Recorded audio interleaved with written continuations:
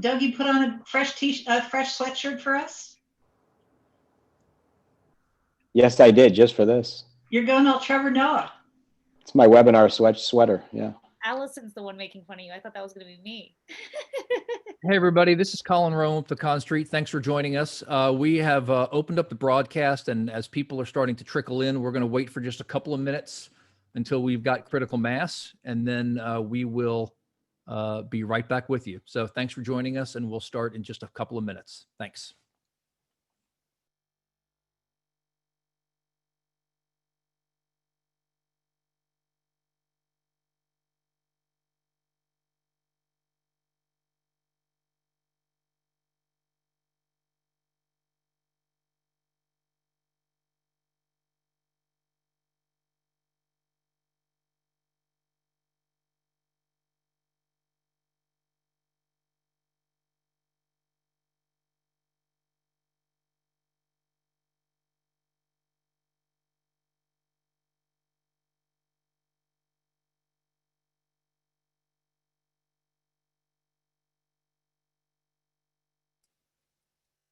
Hi, everybody. Another quick update.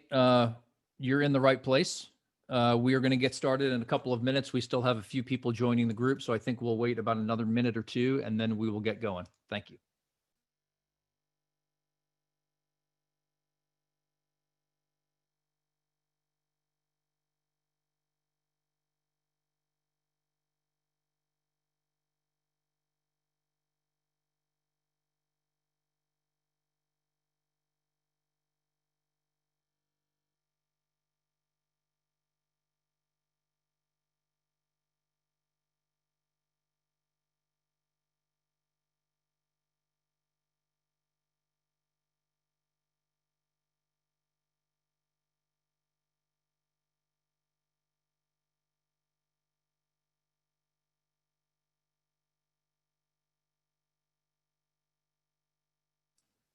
All right, I think we have enough people. I was joking with someone the other day that watching the attendee count pop up on these things is like listening for that last kernel to pop in a bag of popcorn in the microwave. You want to make sure you catch it just right. So I think that the trickle of people coming in has slowed a bit. So I think we're ready to get going. I want to, good morning to everyone.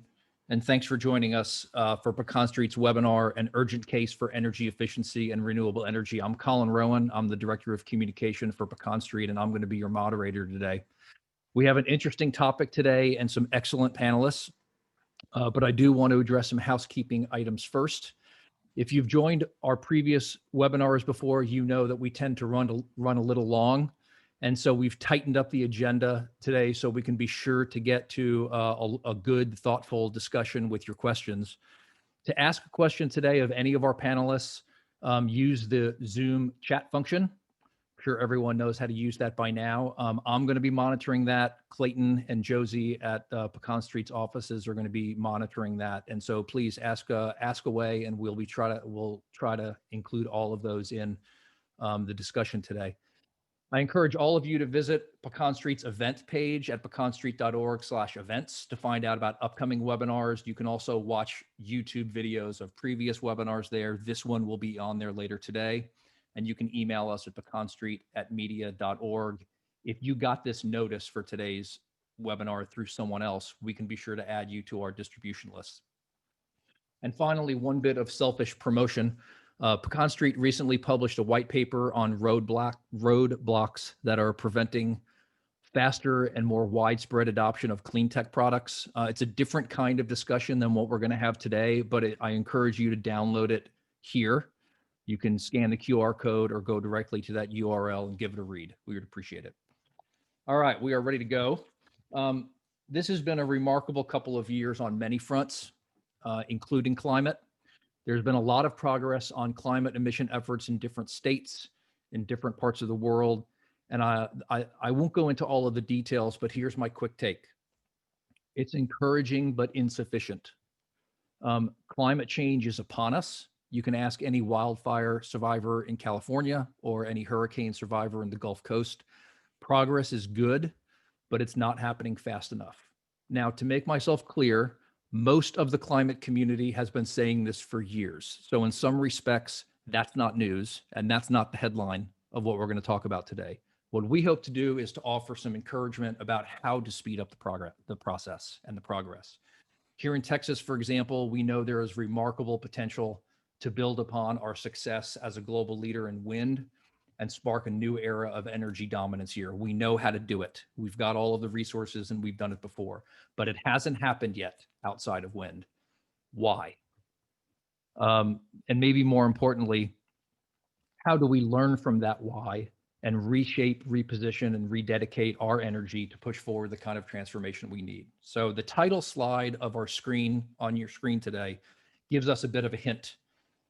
Climate change is a global threat, but I didn't start with a photo of the aftermath of Hurricane Maria in Puerto Rico. And I didn't start with a picture of the wildfires in California, even though we know hurricanes and wildfires are exacerbated by warmer climates. I started here with solutions and with jobs, and that's where we're going to start today. My guests today have extensive experience in different parts of this issue. Allison Silverstein is an energy consultant, a board member of AEC-EEE, and an expert on the Texas ERCOT grid and electricity market. She was an integral part of the 1999 electricity deregulation here in Texas. She worked at FERC and has been involved in major federal energy policy issues relating to reliability, resilience, advanced grid technologies, and the clean energy transition. In fact, she said she's been working 14 hours a day dealing with the California wildfires. Pretty timely. Cristina Sinzun Ramirez is the founder of two of Texas's largest civil and voting rights organizations, JOLT and Workers' Defense Project. She spearheaded successful efforts to raise wages and make jobs safer for hundreds of thousands of Texans. And most recently, she ran for US Senate on a plan to create 1 million green jobs over the next 10 years. And finally, Doug Lewin is the director of the Clean Energy Summit, which takes place next week. Nice plug. And he's the president of Stoic Energy, a consultancy focused on guiding climate philanthropy. Doug previously led regulatory affairs work for Clear Result, an energy efficiency program implementation company.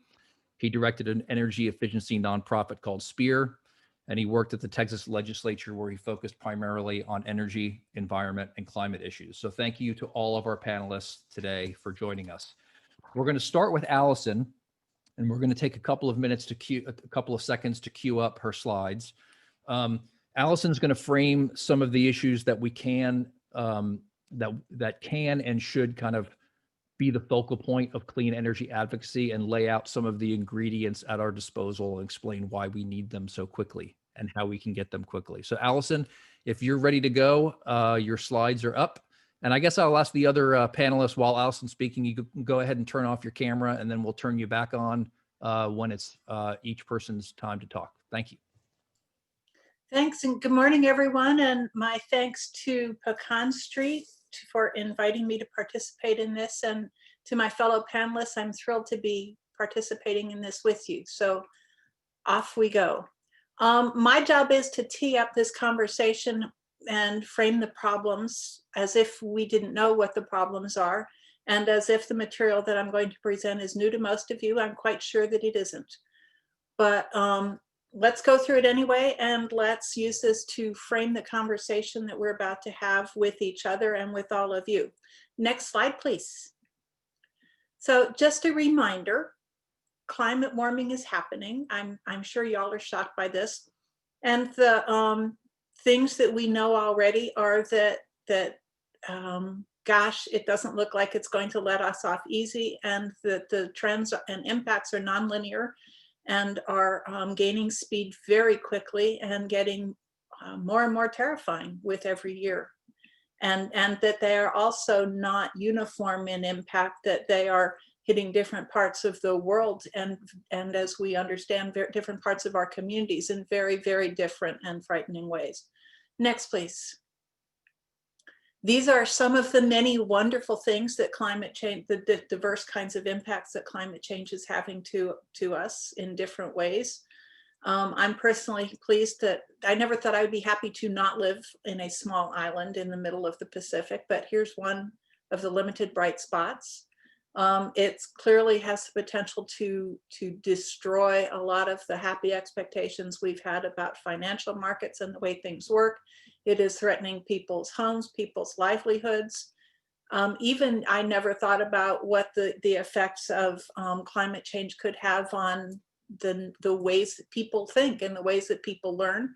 But that is clearly something that follows from what climate change and extended heat can do to your body and your brain, and the stress of the levels of heat that we're exposed to. And of course, we all know the degree to which climate change and sustained heat can harm people's situations and comfort and health even before COVID.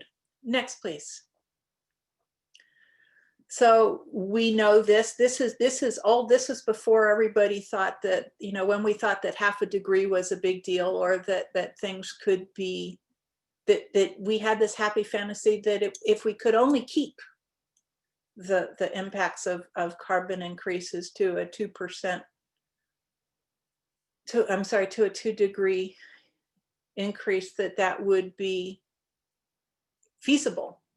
And clearly it is not. But what this is reminding us is that it looks increasingly unlikely that we can get there from here, particularly since here has become so unstable, and since we have experienced in the past 4 years in particular a pretty determined effort to undo much of the progress that had already been made in terms of policies and programs that would help us reduce climate impacts and reduce carbon within the United States.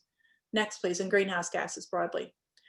The other factor, of course, that makes this harder is climate inertia, that you can't just think that if I cut carbon, everything will be better and the birds will sing. Sadly, because carbon doesn't go anywhere. We release it and it stays there, and so that it means that it's going to take decades and decades for the impacts that we do today on carbon and greenhouse gas reduction to begin changing the consequences of carbon for climate change. So climate inertia is a real and terrifying phenomenon, and we are already seeing the impacts of this. Next, please. So this isn't just about the planet, although it all starts with the planet and warming. We need to shift to what does energy mean for humans. And let's start with one of the energy equity impacts, and that is energy burden, the percentage of household income spent on energy bills. The average energy burden for most households above low income is 3%, that you pay 3% of your income of household income on average for your air condition, for your electric and gas bill. But unless you live in the deep south, where air conditioning, thank God, is a thing and it is expensive, low income households pay 7 to 8% median energy burden, and that can get up to 20%, which is a function of both having low incomes and crappy housing. And the impacts on average of median energy burden vary, but they are high for everybody. Latino, Black, low income and multifamily housing, it's all part of the consequences and associated with, so it's like a circle. You get poverty, chronic economic hardship, poor health. It's a lot related to the fact that most of the housing has energy leaks, low comfort, low maintenance. They have high rates of utility disconnection, and a lack of knowledge, options, and capability to improve that situation. If we did use energy efficiency for low-income housing stock and brought it up to just the median level of building performance, that could eliminate 35% of excess energy burden and significantly create a lot of customer bill savings, and give these families more money to use to take care of themselves. Next slide, please. Then we get to coronavirus, and this is just one of many scenarios. Actually, this does summarize many of the scenarios that we are looking at for the impacts of COVID in the US alone. It's staggering that we have 9 million cases so far and over 232 deaths. And that was last month. So it's just mind blowing where we are going with this. And I don't see that changing fast enough, but it's having significant consequences. Next slide, please. Here's some of the economic damages that I'm sure you know from looking out the window and reading your newspaper. The economic fallout hits lower income Americans the hardest. A significant portion of these workers are lower income workers are in higher risk industries. The real unemployment rate is something like 15% rather than the official unemployment rate. And of course, the COVID is exacerbating all of the inequities that already existed in terms of income. And 1 in 3 adults having trouble paying expenses. So that is not going to help their ability to survive the wave of electric and gas disconnections that are coming. Next, please. Before COVID, energy efficiency alone employed 2.4 million Americans. At probably 500,000 energy efficiency jobs have been lost since the recession started. I don't have the number at the tip of my tongue for the wind jobs that have been lost, but the wind industry has seen a significant slowdown. Thanks to Taba and our friend Suzanne Burton, we know that over 250,000 Texans worked in the advanced energy sector last year. 68% of those were in energy efficiency. At least 10% of those jobs, probably higher by now, have been lost due to COVID. Next, please. Poverty rate here in Texas, 3.7 million unemployment claims during COVID. Unemployment rate, the official unemployment rate is 8.3%. A lot of that is in the oil patch and the gas patch. Tax revenues were down. I'm surprised that it was only down 6.1%. I would have expected that to be significantly higher. 14% of clean energy industry jobs down. Next, please. So I put together all of those slides and I just wanted to lie down and suck my thumb. So instead, to sort of relieve all of us, I took a moment and put together little happy animal shots. And then I realized that thanks to climate change, half of these guys are probably endangered. 2/3 of these are endangered. And there went my little temporary happy place. So next slide, please. So I apologize for both the up and the down in this. What all of these trends and facts persuade me is that the old energy metrics that we used to talk about, that we still talk about with respect to energy, money, energy, reliability, and recently resilience. These were sort of the money, energy, reliability were the big three for energy. Today, I believe that we need a new set of metrics and a much different conversation. I know that you all agree on the metrics, the first four: carbon, jobs, equity, and economy. So I know that that is preaching to the choir. The twist, though, is that it is no longer enough to just do the math as though this is a great program because it will cut carbon, or this is a great program because it will increase jobs. Those are right, those are good, but we need to do this at the time dimension has become, because of climate inertia, because of the magnitude of the depth of this depression, because of the rate of climate change, because of the ferocity of the consequences. We no longer have the luxury of time to act, and we need to look for ways to reduce carbon and improve human outcomes at maximum speed and scale. And I think that the issue about timing and urgency is what has been missing from these discussions so far. So with that, thank you for listening, and let me bring Doug and Christina in to talk. Hey, real quick, Allison, I'm gonna hand it to Christina in a moment, but just a quick follow up for you. All of this seems to make sense, as sobering as it is.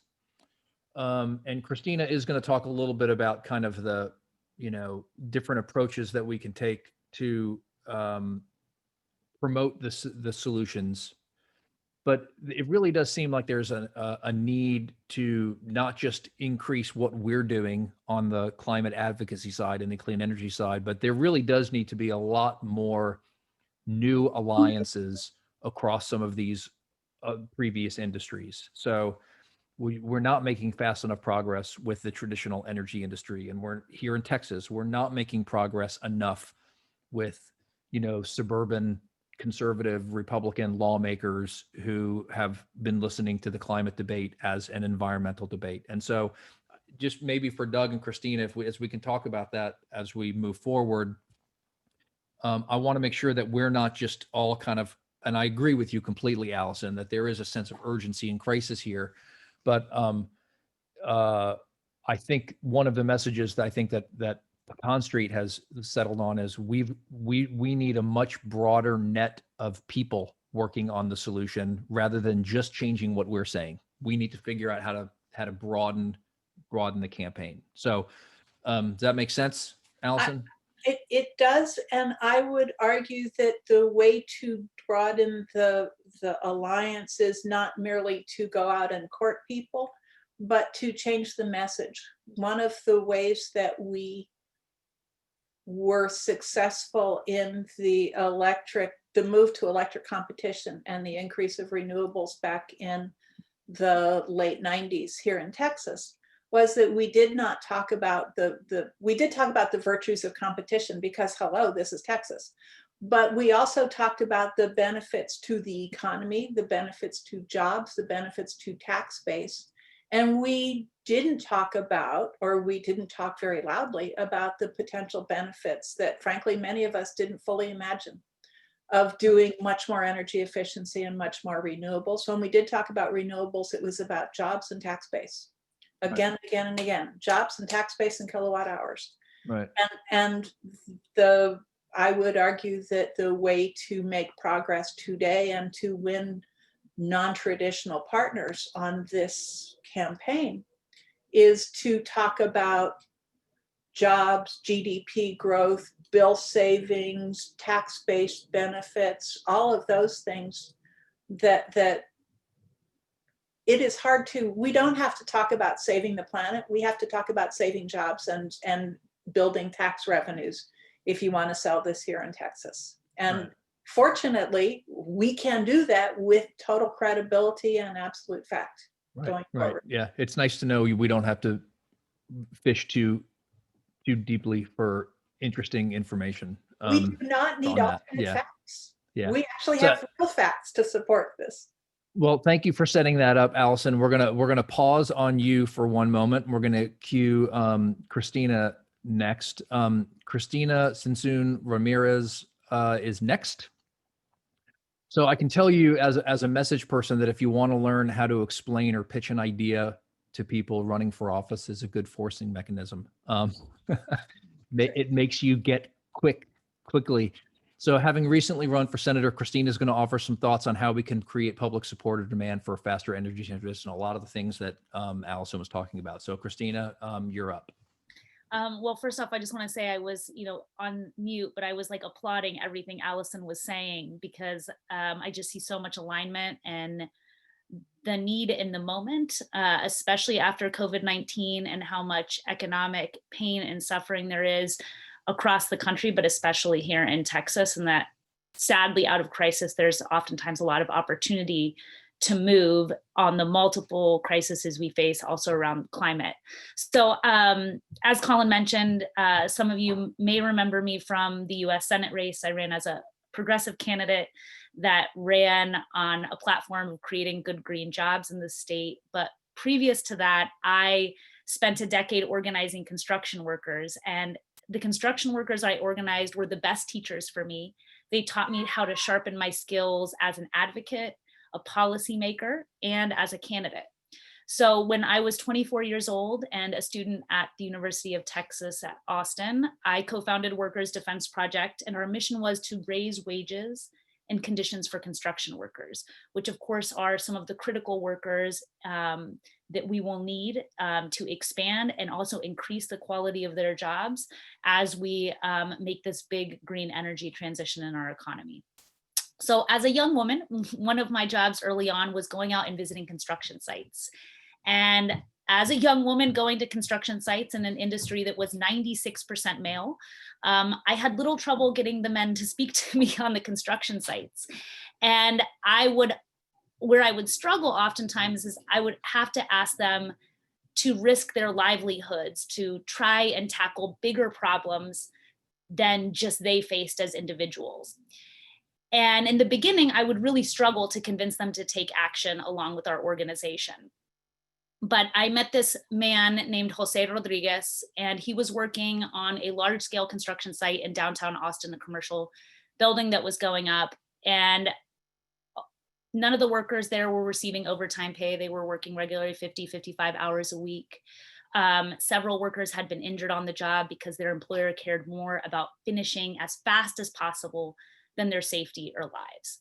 And so when I asked Jose to come forward and report these conditions, he just looked at me and he said, look, I know my job is terrible. I know the conditions here are dangerous and I don't make enough. But I don't want to hear from you how bad my job is. I want to hear how you're going to make it better. So what people like Jose taught me is that to win, Allison talked about preaching to the choir. For us to win, we have to stop preaching to the choir and we have to learn how to convert non-believers. And the number one rule in organizing is don't speak to other people how you want to be spoken to. Speak to them how they want to be spoken to. And to do that, you have to understand what their greatest worries are. And most importantly, how what you're proposing will make their lives better immediately, not in the far off future, but immediately. And when it comes to climate change and our energy transition, we need to speak more directly about what people are scared of. And right now there's a lot of fear around the economy, around jobs, and how we are going to make their lives better. And as Allison said, I agree. The best way to do this is just speaking about the hard facts of what a boon to our economy and quality job creation tackling climate change can be. So I don't think that we'll see movement until we do this. I believe, and the data shows, that we are winning the debate on the fact that climate change is real, because the facts, the science, and the immediate consequences of devastating fires in California and massive hurricanes and flooding from Houston to Puerto Rico are sadly proving our point to millions of people. But people know there's a problem, they just don't know what our solution is. And problems that seem too overwhelming, endless, insurmountable, and disconnected from people's day-to-day lives doesn't lead them to action. It leads people to bickering and stalemates. So anytime I've tried to run a campaign, whether it's convincing young people to vote or convincing construction workers to try and change policies at the state level when they don't even know who their legislator is, or running for Senate, I've tried to think about what my policy solution is and how we engage in what I call the psychology of hope. So what if we stop trying to use the psychology of fear, because that's what we have often tried over the last 20, 30 years to coax political action on this issue, and instead use the psychology of hope. So there's a great researcher, Dr. Shane Lopez, he actually studies just the psychology of hope. And he says that there's 4 core components: that hope can be learned, that it can be taught, and that hopeful people are excited about what comes next. They believe they can overcome current challenges. So the 4 core things they believe are that the future will be better than the present. So how do we make people believe the future can be better than the present, especially on this tough issue? I have the power to make it so people have agency to actually do something. And there are many paths to my goals. So there are multiple ways that we can achieve these goals. And none of them is actually free of obstacles. Hopeful people believe there are obstacles, they just believe that they can overcome them. So instead of saying on the issue of climate change that if we don't take action, that it will lead to polar ice caps melting, rising of sea levels, and the end of the world as we know it, what if we said to people here in Texas, we have a plan to create 1 million good green jobs, tackle climate change, and that we're going to make Texas the green energy capital of the world. And I got to run a great social experiment over a year. I got to travel our state as a Senate candidate and test this kind of message for folks and voters across our state. And I put forward a plan to create those 1 million good green jobs. I had some climate friends, energy experts help write that plan. because again, the facts and data show that we can do this. And I wanted to put forward a plan instead of just running on the general messaging that I saw out there, because I think that what I have found as an organizer doing this work is that people, especially on this issue, need a plan. They need a vision, that it's not enough to sell people problems. We have to be able to give them the solution so that they can envision a world that's different and believe that they can make it so. So one, I think it's critical that we talk about jobs, jobs, jobs, because it relates to people's everyday lives. It's how they understand the new economy. It makes it tangible. It makes it them a powerful agent in actually making change. It also undercuts the folks that are arguing for inaction on climate change, because we actually are the ones that have a plan for the future economy. And, you know, the data from the Senate campaign, Data for Progress ran polling on green jobs.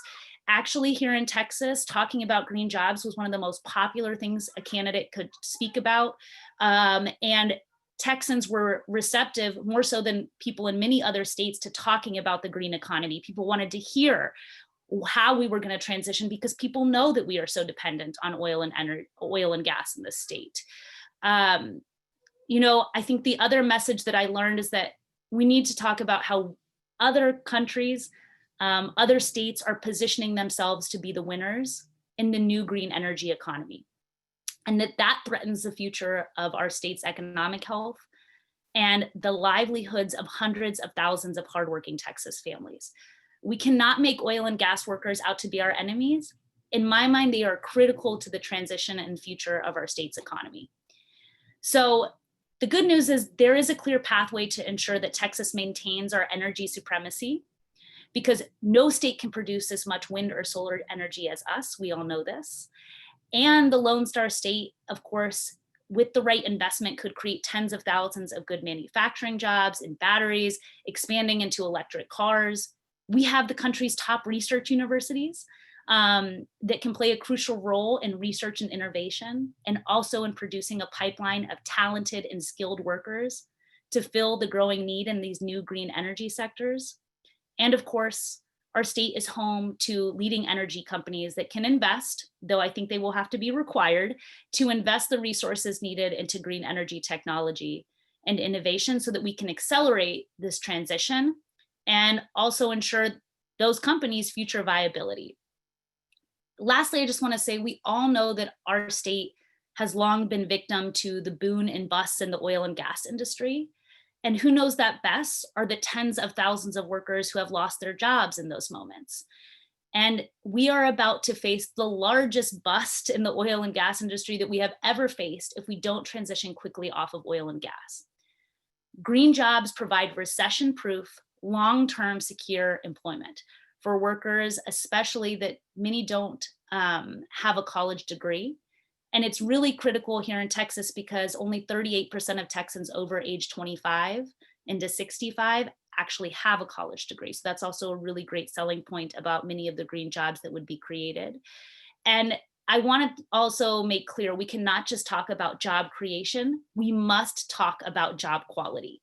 There is vast economic suffering post-COVID, during COVID, but also pre-COVID. 60% of Americans, and the number was even higher for Texans, I don't have it right here, but 60% of Americans didn't have more than $1,000 in savings. There is real economic pain in this country, and people are not just looking for a vision about how we transition off of oil and gas. They want to make sure that their lives can be better. And I think that with especially state and federal investment and requirements, and moving the private sector in the right direction, we can put forth plans that also address job quality so that working families can know that their lives will be better. Again, we are not just crafting an argument, we are crafting a vision for people that they can understand how our state and their own lives and their own families is all linked together. Thank you, Christina. I have one quick question from the audience to restate something that you said. The person that you quoted was Shane Lopez. What were the four? Can you just really quickly go over the four things that are, one of them is that the future is better. Number two, that they have agency, you know, an ability to act. There are many paths. So people that are hopeful, and again, hopefulness can be taught, which is actually, I think, really important, especially when we're dealing with future solutions. The future can be better than the present. I have the power to make it so. There are many paths to my goals. And lastly, none of them is free of obstacles. And I think the thing that we struggle with is that climate change seems, and this energy transition, global energy transition, seems so far removed from people's ability to tackle it. They just feel overwhelmed and don't know what to do. We need to make people feel like they are part of the solution.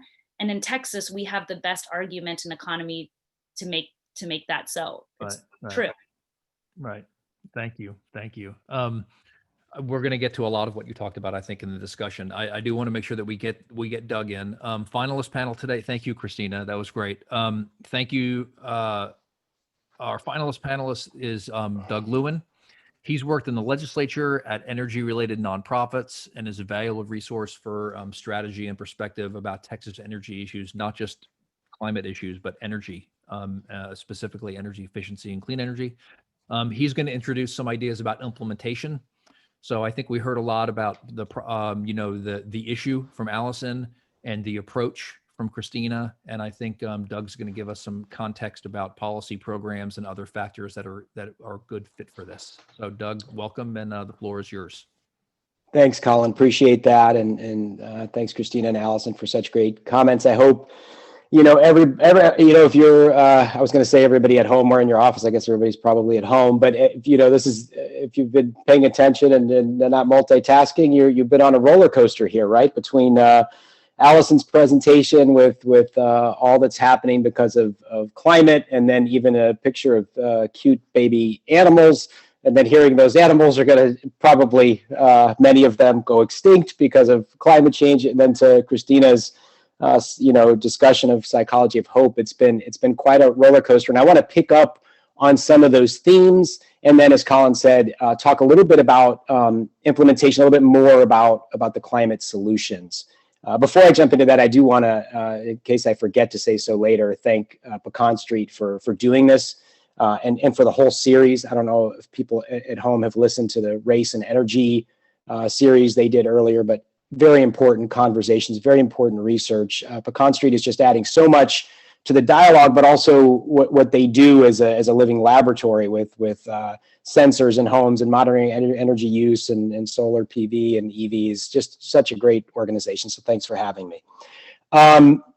So I actually want to start by talking just a little bit about somebody who's influenced my thinking a lot lately, and that's Saul Griffith. If you haven't heard of him, he has co-founded an organization called Rewiring America. They've put out an e-book with a very dense section on jobs that really goes into where all these jobs in the clean energy economy are.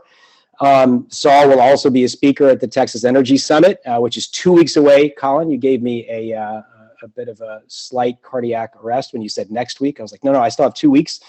But he will be one of the keynote speakers there. And one of the things he talks about, which I think is super apropos to this conversation, is that one of the reasons we haven't dealt with climate change yet is because we haven't communicated or internalized and understood ourselves how great it could be.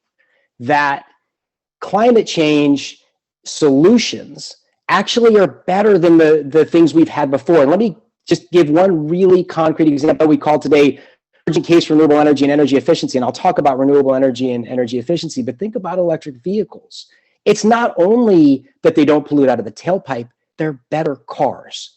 They have more torque, right? Their performance is better. I don't know if anybody's been watching football or baseball, but you can't get away from those Hummer EV ads, which if there is any bigger sort of cultural moment than the Hummer, the symbol of excess and waste and pollution turning into an electric vehicle because batteries are a better source of power and motors deliver power better than internal combustion engines.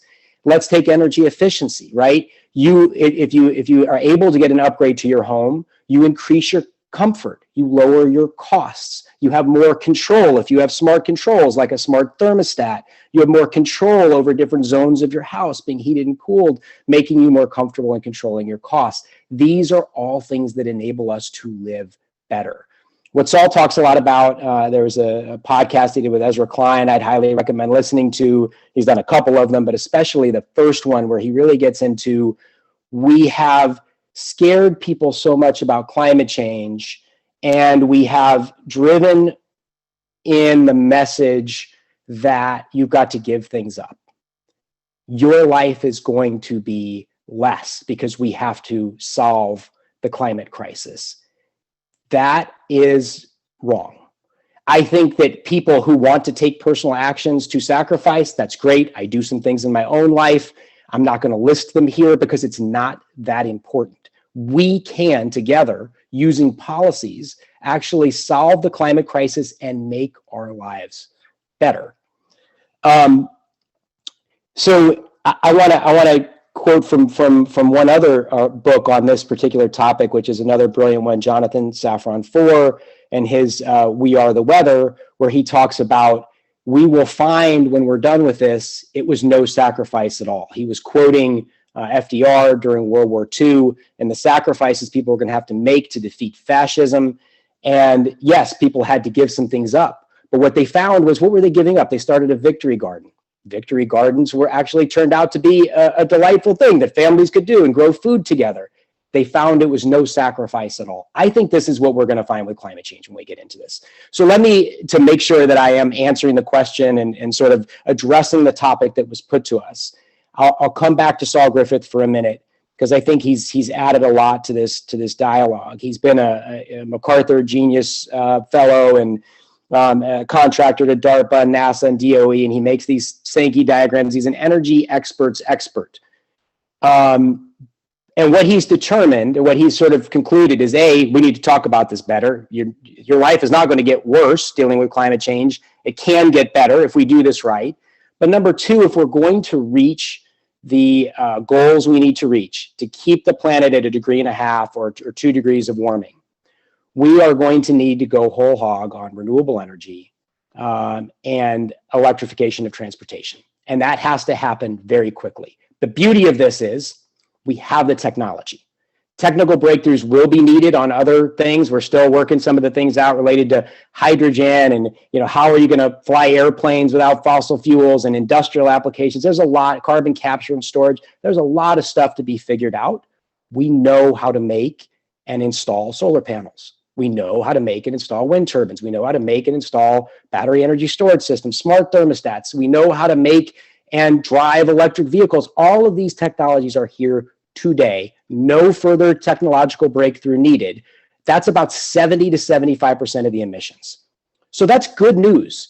And look, I think I really appreciate Allison's presentation. I think part of what we're seeing is something I learned about through another great book I highly recommend called All We Can Save, which is an anthology of writing by women on climate change. And there was a particular article about all of the psychiatric diagnoses that are now being made, that are making their way into the official diagnostic manual. Not yet, but they're getting there, and they will be soon, including one called, you have PTSD, post-traumatic stress disorder, pre-TSD, that people are experiencing the trauma of what is happening to our planet.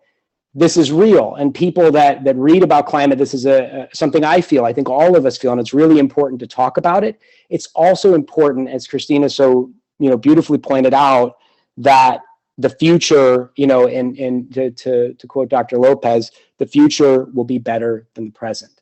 So all of these issues, these interlocking issues, these intersectional issues we need to deal with, housing crises, right? The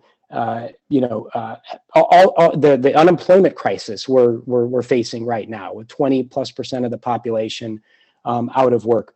We can solve these intersecting problems by also dealing with climate change. And I was introduced as the president of Stoic Energy. It's a company that I started. And the reason I named it Stoic Energy is because I am very moved by the philosophy of the Stoics. And one of the key aspects of Stoic philosophy in the books of Ryan Holiday at present day, who I highly recommend, and going back to Marcus Aurelius, and in Marcus Aurelius's words, turn obstacles into fuel. The obstacle is the way. What stands in the way to progress is the way to progress. Climate change is a way to deal with a lot of different problems, grow jobs, make our lives better. We have to be able to envision this. We have to be able to see that. And I think that's the work I'm engaged in, and Christina and Allison, I think so many others. And I'll just close by saying the three things that I'm focused on from here on out, right? Decarbonization in a way that makes life better. And to do that, three main things we need: policy change. You have to shift the policy. I think everybody, well, not everybody, anybody who understands how big climate change is understands this, but it's important to say narrative shift, which is a lot of what we're talking about now. And this framework, by the way, to give credit where credit is due, is from Jackie Patterson, the climate justice lead at national at NAACP. Policy change, narrative shift, and leadership development. We need a new generation of leaders to lead this. We are seeing that. I am so inspired by all of the young people in Sunrise Movement and all over the place, in all kinds of different movements and organizations and areas. The intellect, the passion is so inspiring, and to use a word borrowed from what Christina was talking about, hopeful. So I'll stop there, and hopefully we have some time for questions and answers. Yeah, we do. Thank you, Doug. That was good. And now we have a long list of books we have to read. So, thanks. How many did man, if you did a drinking game for every book I've mentioned, you'd be drunk right now, right? Sorry about that. One of the things that I hate about talking to smart people is I always leave with a list of things that I have to do. So there was a question from the group, and I'm going to start it with that. So someone pointed out that we are days away from perhaps the most consequential election when it comes to issues related to climate. No one mentioned the vote yet, and I would like to say. Wait, there's an election next week? Wait, what? Yeah, that's right. What's on the ballot? Oh, yeah, I'm gonna mail in my ballot on Wednesday. So I will say that there is a critical, of course, there's a critical part of this that's voting, and I would offer kind of one part of there's some hopefulness here, and I think I'll kind of offer this up to the group as a first topic. There's a possibility that in Texas that the state house might flip Democrat. It's possible, and even if it doesn't, I've heard that the Republicans that might win in some of those contested races are becoming much more aware of the potential to run on renewable energy and jobs and energy efficiency. They're not in love with the concept of climate change for reasons that probably disappoint all of us, but they're starting to recognize the economic argument here. And so I guess I would offer that up. We're in a red state. We're in a purple state. I'd like to correct you. a traditionally red state where our leaders, like Rick Perry always talked about how great we were at wind, but he never talked about how we got there, which was by policy.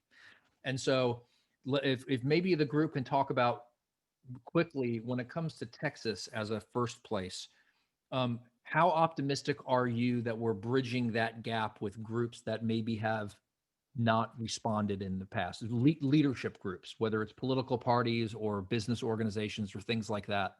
Do you sense a shift that makes you feel good about these things, like investing in renewable energy and getting the state behind this kind of philosophy?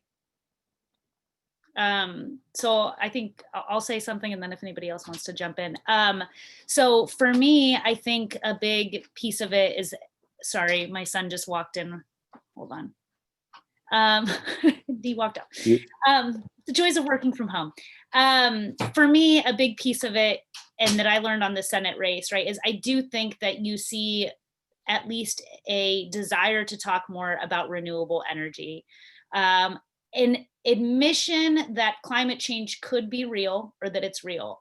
My fear is that we don't have a lot of time to make the transition. And I also worry, I'm a Democrat. I worry even with Democrats that we don't have a strong enough vision in certain systems. So I learned some certain things on the Senate race. One is, even though we could, I really do believe, after really digging in with folks like Doug over the last year and a half, is that we could become the green energy capital of the country, for sure, without a doubt, if not one of the major leaders globally. But we lack an overall cohesive vision for candidates running across the state, including within the Democratic Party. And that means that we're missing opportunities and critically time to implement the solutions we need. So I would love to see us get more. One of the things that I'm doing in my current work is helping craft a vision for the organizations and some of the partners we work with about what we need to do in the next 10 years and have a very strong, cohesive vision, and then to hold candidates accountable to that vision, because it's not enough to just ask people, do they believe in climate change as the benchmark? The benchmark needs to be, do you support our 10-year vision of how we're going to reduce emissions by half and create 1 million good green jobs, and that are quality jobs? So I think that that's where we need to get more well organized. And lastly, I think we need to push back on the idea that this problem and opportunity can be solved or realized without massive government intervention. It will require massive government intervention. And that's how we had wind energy. It happened because of policy. This will not be solved by the private sector on their own, and it won't be solved by the government on its own. It will require the private and public sector, but the public sector must put the requirements forward. I'll just jump in just quickly and I just want to say the House Democratic Caucus has released a climate plan outline. Speaking of great young leaders, Representative Zwiener, Representative Hinojosa, all the members of that committee have done some fantastic research and work that has gone into that, and they will be developing that into a series of proposals during the legislative session. I think on the Republican side, it's very interesting. The polling, there's some great polls out of a group called Conservative Texans for Energy Innovation. They posted a poll last year, and I think more recent one just a couple months ago showed vast majority of Republicans are in favor of wind and solar.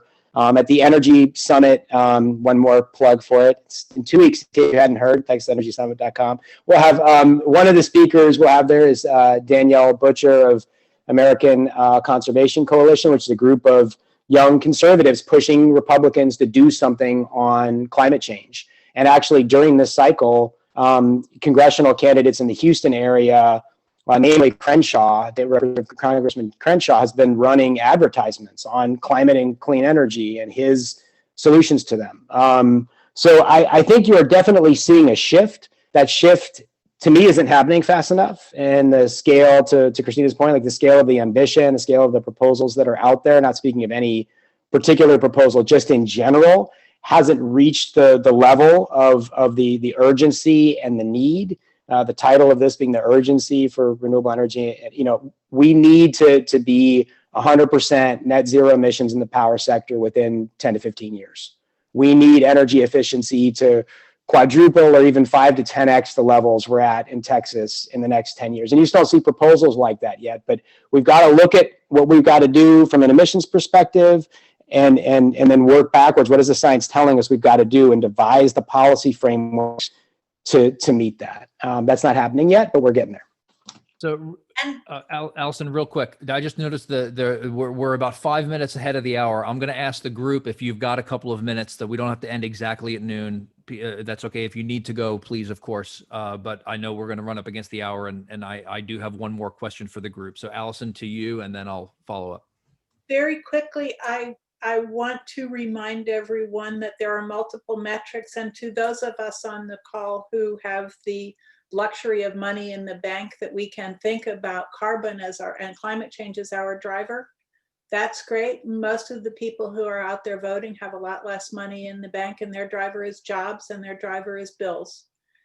And I have learned that you can never go wrong betting on Texas jingoism as a way to move Texas policies. So the thing that we should not be leading in most cases with save the planet, save the climate, cut carbon. We should be leading with jobs, jobs, jobs. Clean energy has more jobs than oil and gas. Energy efficiency puts the money back in your pockets, in your neighborhoods, and improves tax base. The economic benefits of decarbonization of all of these strategies, we need to be leading with the economic benefits, not the carbon benefits. And the carbon benefits, for the sake of most voters and most families, are not what is going to drive them to the polls. So let's keep focused on, as Christina said, where people's concerns are day to day, because most people don't have the luxury of thinking about next year. Quick question. So I agree with everything that has been discussed today, but I'll be a mini devil's advocate here. So I see a potential conflict between the desire to inspire people with a message of hope and opportunity, which I love, and the word urgency of action. And so does that worry you guys? I mean, we've been running the consequences message, the climate community, for a while, and we haven't gotten traction. And, you know, fear's faster than hope when it comes to getting people to action. So, or maybe you'll disagree. So tell me, when it comes to the changes that we need, how optimistic or concerned are you that we will be able to get through with a hopeful, optimistic message as quickly as we need to? I think part of the urgency issue it is what should be driving the policy development conversation, not the human reaction conversation. I think it's our obligation as people who design and impact policy to be focusing on the need for urgency, for rapid transformation, for maximum impact at maximum speed and scale. And so I think that's where the challenge is for us. Don't just talk about happy, let's build more wind plants. Let's talk about how many jobs can we create tomorrow, but with a huge energy efficiency for low income and multifamily housing program. We don't have the time to wait for zero net energy homes to make a difference. We need to go to where the energy is today, where the energy waste is and where the carbon waste is. And let's focus on them immediately. Electric vehicles and cash for clunkers kinds of programs, rather than waiting for the next technology to come. How can we maximize job creation and carbon reduction immediately? So, and I would add, I always have thought about messaging, like smart messaging, in 3 ways around policy: is honor people's pain, let them see their power, and then take them to a positive vision of what their power can achieve. So honoring people's pain, people's immediate pain is economic. People's immediate fear is, I could lose my job if we don't look at how half of all global investment into green energy has come from China. Well, they're positioning themselves to be the winners in the new economy. And guess the folks that don't want to do anything on transitioning in our economy, they're going to leave hundreds of thousands of workers out of a job. And that this is about making sure that people have recession-proof jobs so that their families can be healthy, their kids can go breathe clean air. And so it's not pretending that everything is okay, because not everything is okay by any means, but it's trying to shift the pain away from just speaking about the climate consequences. We definitely still need to speak about that, because that is very real, and that's why we're doing this in the first place. But we need to transition to people's personal pain and then move them to a vision, because what we're doing is we're getting them lost in just pain. And when you're overwhelmed with pain, you don't act, you just kind of get washed over with it. And that's why we've been failing. Yeah, I agree with all that. And I would just add, I think, on the sort of fear versus hope kind of thing, like that's of course not really like a binary choice or anything like that. Like there are reasons to be afraid. And I think, going back to, stoicism, like the first principle is like understand reality, right? Be clear about the way the situation really is. And we have to acknowledge that we have serious problems. Like the habitability of the earth is absolutely in question. That having been said, and a lot has been said and written on this, but just to, to distill down, a lot of discussion and work on this topic, right? We are not evolved biologically to really deal well with this level of threat, right? We have sort of a fight or flight. We have evolved to feel empathy for other people. We have these sort of evolutionary tools dealing with a threat that is global in nature and that has been quite slow to develop. Now it's picking up quite a bit right now, right? And we're seeing that with wildfires and hurricanes and all that. It's becoming a lot more real to people, but it's so overwhelming that if you fight or flight, like you can't fly anywhere. Like, there's just one planet, right? You actually do hear people talking about like setting up a civilization on different planets. It's like absurd, right? There's nowhere to flee to. And what are you fighting? Like you're fighting CO2, right? So I think that is where, everything that was just that both Christina and Allison just said is right, is like helping people to get past that pain and fear and anxiety, to figure out what their power is, to get involved, right? And that's in policy arenas, that's in messaging efforts. It's whatever you do well, right? Figure out what tool set you have, where your agency and power is, and get involved. And again, the solutions are there. We have them. It's a question of political will and sort of mass movement. And if we can, there absolutely is the opportunity to stave off the worst of climate change and to, improve quality of life for billions of people around the planet. I was worried we'd have to bring up the baby kitty photos again for Doug. I love how you brought them up and we're all like, oh, and then you're like, so many of them are going to die. I'm like, Allison. Well, I want to say one last thing, which is I think fear creates action, but fear doesn't work when you need hope when you're trying to paint a vision of the future. You can't, fear is about trying to take people backwards to a vision of the past that they're comfortable with. We have to offer them something new. And so you have to use hope and imagination to do that.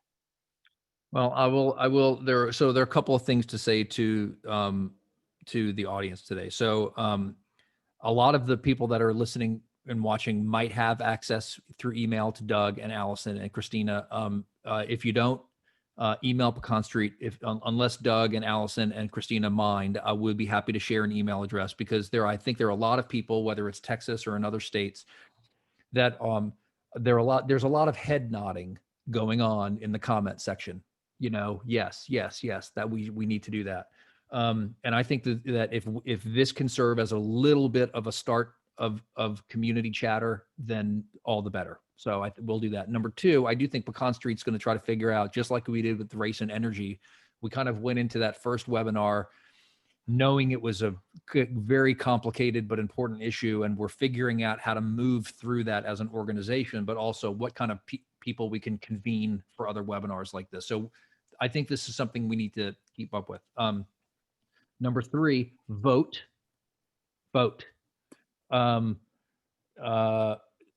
We're not a political organization, but I think the practical reality is that so many of the decisions and things that we need are going to be implemented by people in elected office. And if they don't believe in climate change, but they love renewable energy because of jobs, I think the renewable energy community needs to think a little more like the gun lobby, which is, I don't care why you like the Second Amendment. If you like the Second Amendment, you're on our side. And I think that there's a little bit of, there are some other groups that we could learn from about how they have built a coalition and how they're moving forward with a vision. So I have, we're about 5 minutes late, and I'm going to, Allison, yeah.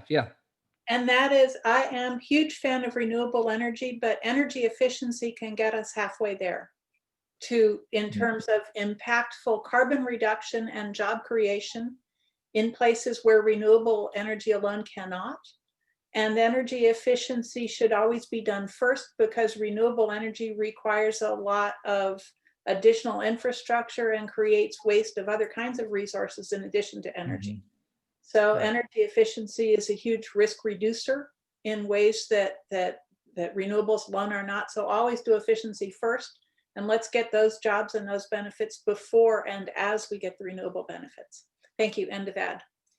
No, that's fine. And I'm gonna pass it around maybe to Doug and Christina and Allison, if you want to follow on, if there are any additional comments that you guys want to make before we wrap. I do want to honor everyone's time by finishing, a little close to the hour. But Doug, if you want to, you just unmuted, so it looked like you were about to talk. If you, maybe if you can go, and then we'll wrap it up with Christina.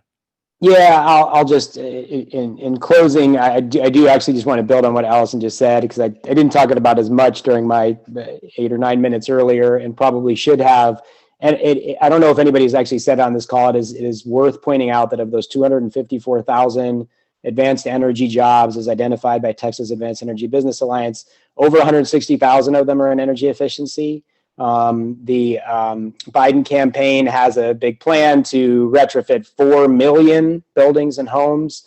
If that were to go into effect, we would see, a lot more energy efficiency jobs. And I think that, and maybe this would be a good future webinar topic, and I could help, suggest some speakers for that. But it's sort of the evolving nature of energy efficiency and what it actually means.